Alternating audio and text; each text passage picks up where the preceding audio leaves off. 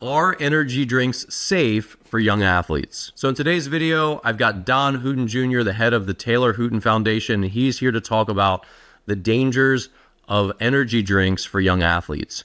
These have a lot of caffeine, other stimulants, they can be unregulated. This is a really important subject that we need to discuss, and Don's going to take us through some of the ingredients and safety concerns he has with these energy drinks. So Don, energy drinks are increasingly popular, especially with young people. Where do you fall on the safety of these and how much people should be consuming? Certainly. That's a great question that we often get, especially from young people and parents. And we live in a world today where energy drinks are very popular. The marketing on them's wonderful. They have all different types of flavors to make them taste really good. But we would consider these high-risk products for a couple of reasons. The main reason being we know that there are cardiovascular risks associated to these products. Again, they provide energy, right? So they contain stimulants.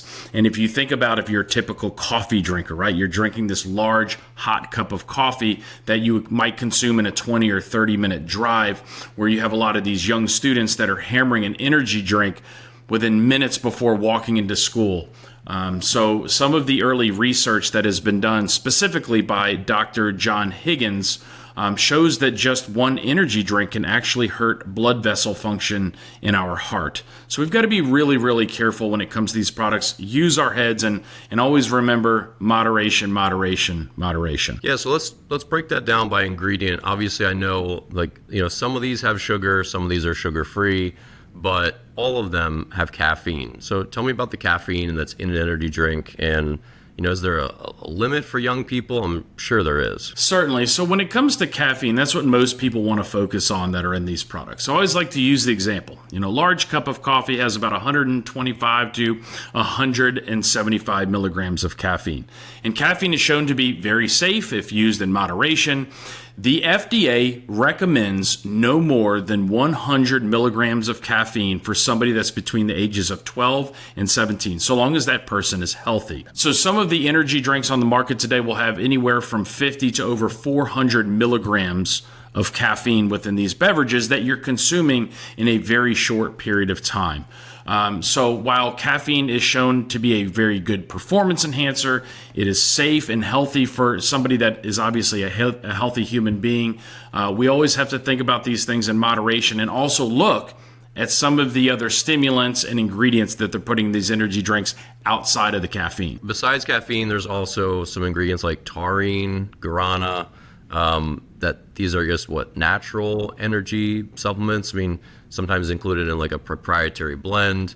What do these do? So your taurine is going to be an amino acid, essentially is what it is.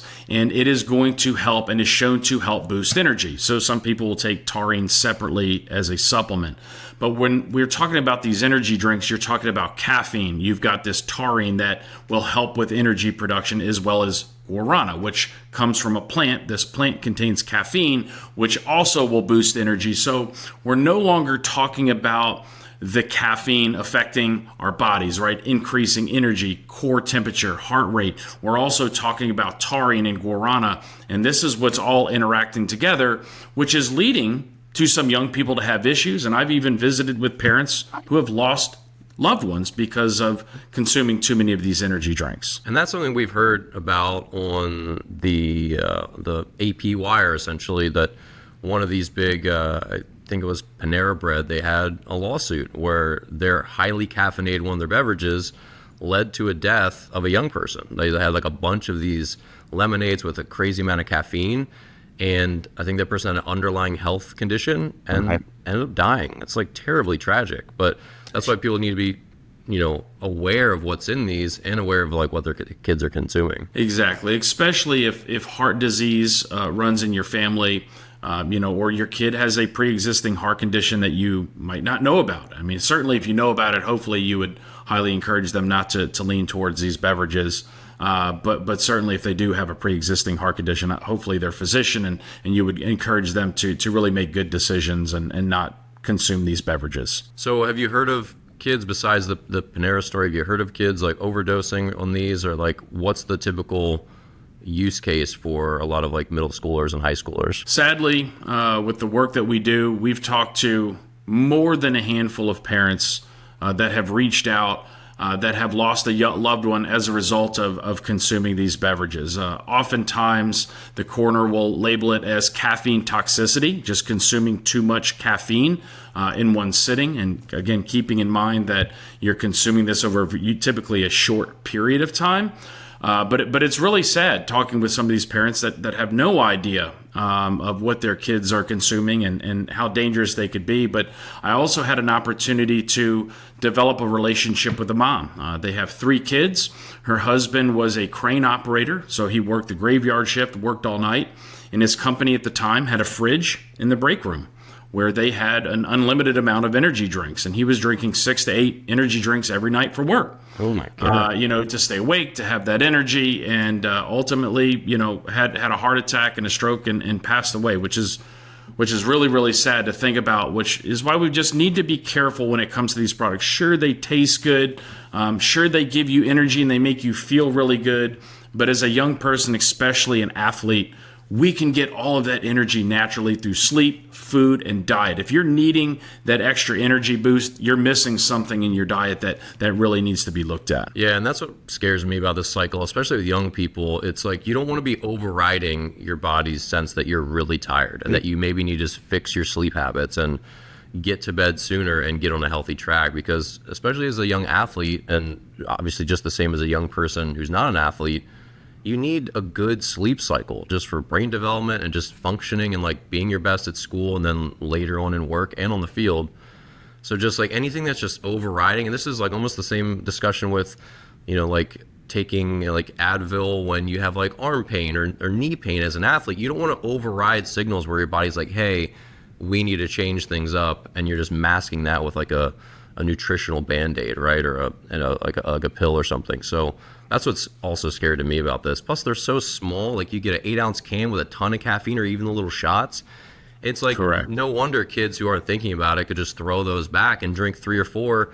It's like barely even that much liquid sometimes, where, downing a gigantic coffee is a little harder. You got to take a little slower when it's hot. And as an adult, you're not going to drink 5 of those. So correct. Yeah, it's scary. And I think, just parents being aware that having a talk with your kids about energy drinks is an important thing to do. Correct. And having the opportunity to work around Major League Baseball and Major League Baseball players, I don't know if I've met any current Major League player that consumes energy drinks. They're very focused on their nutrition as well as their sleep. Many teams now have sleep pods and sleep rooms in and around the clubhouse to get in a nap before a game because we know all of the studies and research done around sleep. And in fact, on our podcast, we interviewed Dr. Singh, who is a sleep expert, and just talked about the research behind how sleep can really help us get to peak performance. So what are your recommendations, Don, as far as either energy drink consumption for young people or just for what parents should bring up when talking to their kids about them? That's kind of a double-edged sword, because you're going to have your young people where their friends are consuming energy drinks, and you kind of feel that pressure that, oh, well, young Timmy's, consuming these beverages. Maybe my kid, should too. But the big thing is we know there are health risks associated with them. We know there is an energy crash post drinking these beverages. So specifically for an athlete or a young people, we highly recommend that you steer clear of these drinks, especially if you don't know if you've got a pre-existing heart condition. It's just not worth the risk. The time and money, because they are expensive, is better spent on food and educating yourself or hiring an expert to go through nutrition and sleep with your loved one. So guys, be sure to check out the description below where you'll find more information about the Taylor Hooton Foundation, which is Don's foundation, which honors his late brother.